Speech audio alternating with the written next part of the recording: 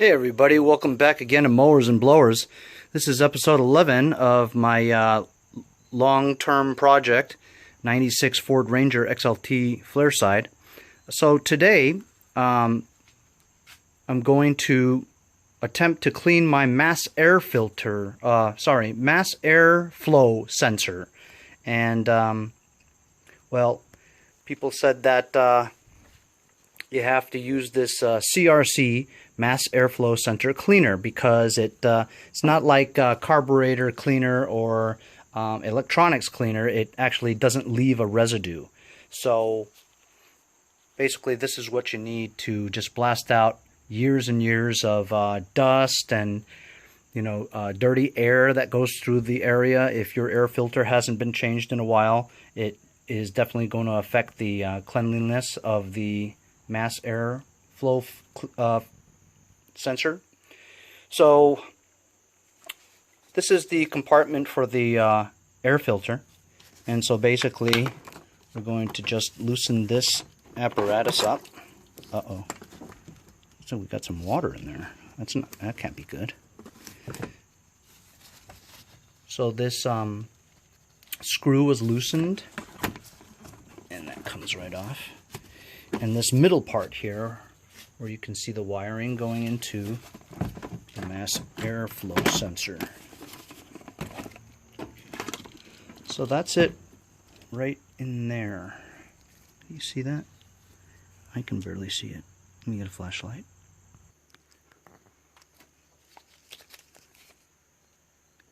So there it is right there.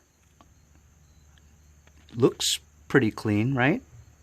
I guess I don't know what it looks like when it's clean or dirty, but we're gonna go ahead and blast that now.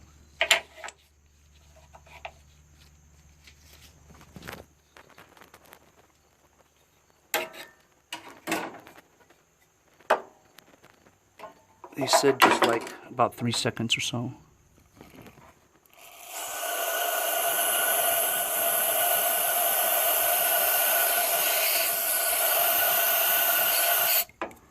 That was a little more than 3 seconds, but whatever.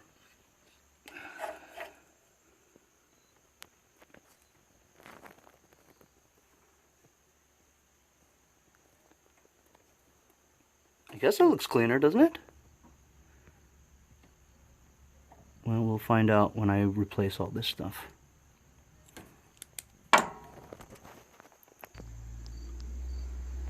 Okay, so I've put the filter back on. Tighten that hose clamp, and I can't try it out now because I just painted that fender that I've been working on for so long.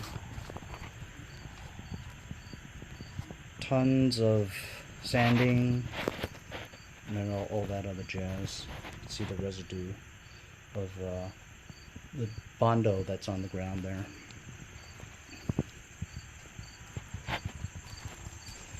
Did a lot of sanding on the tailgate too. It's much smoother now. Hey everybody, back again with the same episode 11. I figured since I was working on this area anyway, I might as well just add this to episode 11. So I'm going to try to fix the bushings for the alternator. As you guys remember from the other episodes, when that is on, I turn on the engine.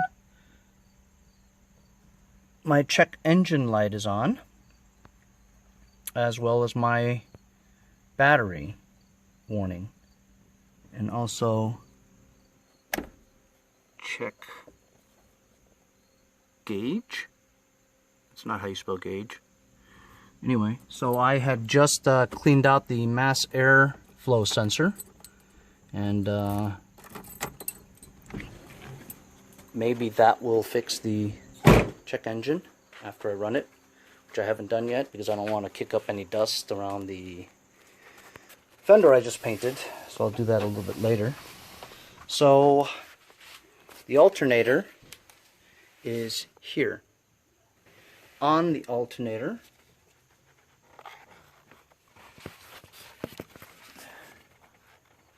is that assembly in there where the bushings are located. I believe that's the voltage regulator, and it has that bushings apparatus that's inside the voltage regulator. So it looks like 4 screws and the electrical harness clamp that I'll have to remove first, then the 4 screws, and I believe they are torque screws, which I have right here. I believe it's a T20, just tried it. So this is the new part. This was only about $8 on eBay. So the bushings, this is brand new. The bushings stick out like that. As you can see, there's holes in it, right? A hole on each side. And so you compress it and you stick that pin in there. So that allows the bushings to be compressed so that you can put this inside the voltage regulator. So I'm going to now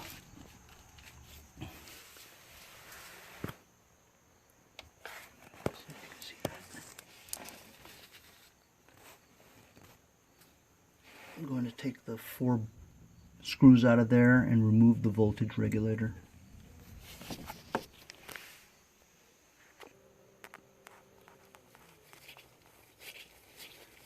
So I'm removing the first bolt, the first screw out of the voltage regulator. Definitely do not want to lose these. So I'm doing this with one hand, holding the camera. There we go. Alright, that's one. You have to get one of these magnetic ashtrays. They give them to you for free at Harbor Freight Tools. And they say you don't have to buy anything, but when do you ever go in there and not buy anything, right? Great tools. I mean, not the best quality, but you know, you get what you pay for. But they're sometimes if you just need something, it works out. I'm sorry, I'm gonna have to stop because I can't do this with one hand. I've loosened the 4 bolts, screws, sorry. I'm gonna slowly move this out. I hope nothing messes up. I've never done this before.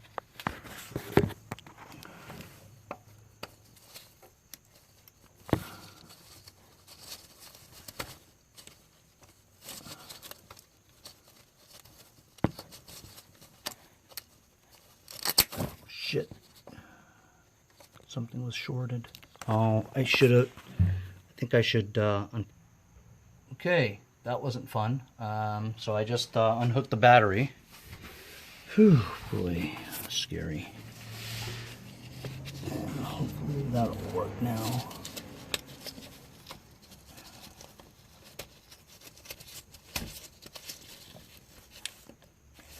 Really difficult to get this out.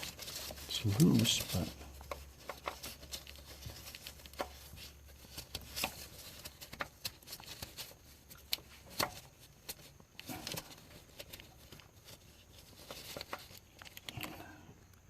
I'm going to take this clamp off. Okay, so I just removed it. As you can see, the bushings here are almost gone. So it definitely needs it. I can't get this electrical harness off the module, so I'm just going to loosen those 2 screws here and replace it with it still connected. Okay, I removed those 2 there, and it just basically is falling into my hands. Okay, let's see. Alright. So let's go over here and compare.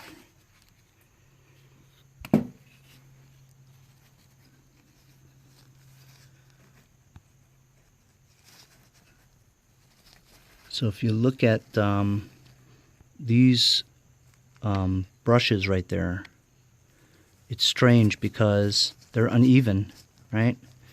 This one over here is way worn. See that? Almost completely gone. This one still has some, which is weird. You see that? This one's way gone. So it's definitely a correct thing to do to replace them. So that's the difference there. These are the new ones. This is the old one.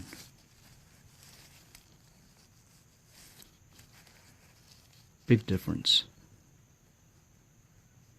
Okay, I'm gonna now compress these. Stick the pin in right there. Stick it in the hole there so that it compresses, and I'll be able to reinstall that. So I've got everything buttoned up.